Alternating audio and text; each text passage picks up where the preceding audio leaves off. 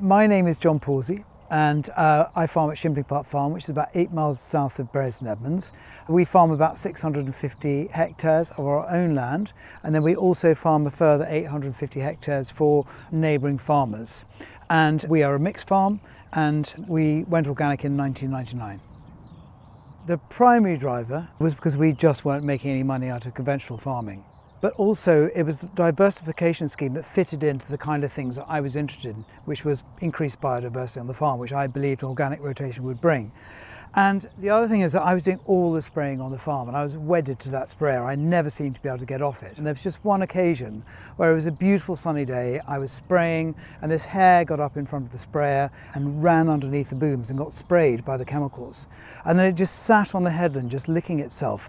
And I felt incredibly uneasy about that.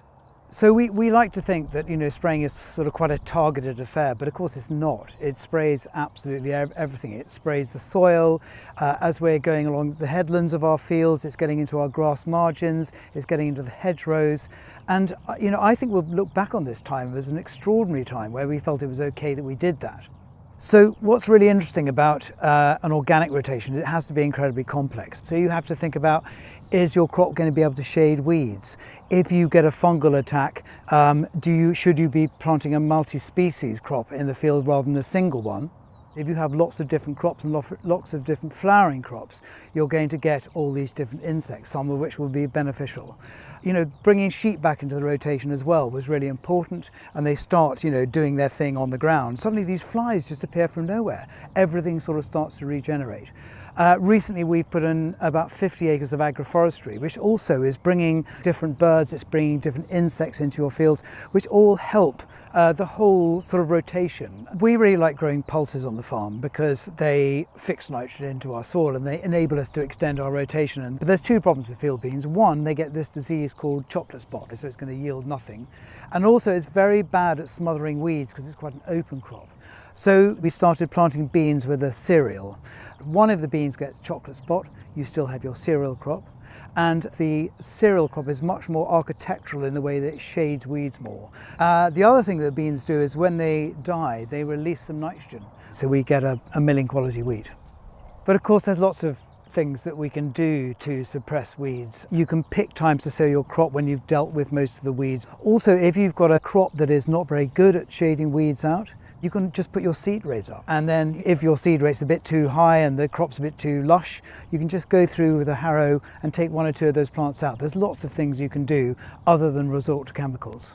We also grow some heritage wheats, and they are from sort of the 1860s to the 1960s. They're tall, so they've got this lovely shading ability to smother weeds out again. But also they seem to have better disease resistance. When you're putting something like a legume into a cereal crop, you've got this sort of, this effectively a grass with no flowers on it for pollinators, and then you suddenly got this bean in there flowering. And so you've got a wheat crop which is actually covered in honeybees, which is, unexpected but really lovely result. So our soil type is a hand slope series clay, which is really a chalky boulder clay. And it grows lots of weeds. And so within the rotation, without a herbicide, we have to think very carefully how we keep on top of weeds. So if you think about it, first of all, we have a 2-year lay, and those weeds are grazed by sheep or they're mown by us, but generally they're grazed by sheep. Then in the first cereal crop we have after the 2-year lay, we grow a nice tall crop that then continues to shade out weeds if any have got through. So something like spelt or heritage wheat or winter oats. And then after a winter crop, to try and sort of break up weed cycles, we then always grow a spring crop. So that can be spring barley or spring wheat or even spring oats. And then, because we need to fix a little bit of nitrogen in our soils for fertility, we then put in our bycrop, which contains the beans, which then fixes more nitrogen within the nodules on the beans. But also with the wheat, it again helps to shade out weeds. And then finally, which would be the sort of messiest part of our rotation potentially, back into a spring crop. And then that is something usually like spring barley, which we then undersow with grass and clover, which then suppresses the weeds at that sort of last stage. And then you go back into your 2-year lay. So it's a considered approach with every single part of the rotation about not letting one weed dominate. What you really want to do is deal with weeds naturally, but if one or two species do get through for some reason, we use an inter-row hoe. And we have a Swedish-made inter-row hoe, called System Chameleon. It sows your crops in rows, 33 centimetres apart, so you then got an area in between the crop that you can hoe. And then it's got a camera on it which then switches the thing over into the middle of the rows, and then you can use it as a hoe in between the rows. And it's just, been fantastic as far as controlling weeds on the farm is concerned.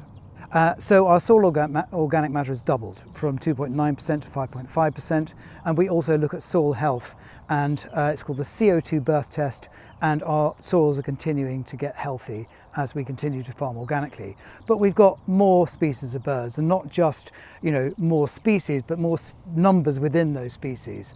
And it's been incredibly exciting. And so the plus sides of farming organically, I really hope there were going to be lots of them, and there have been.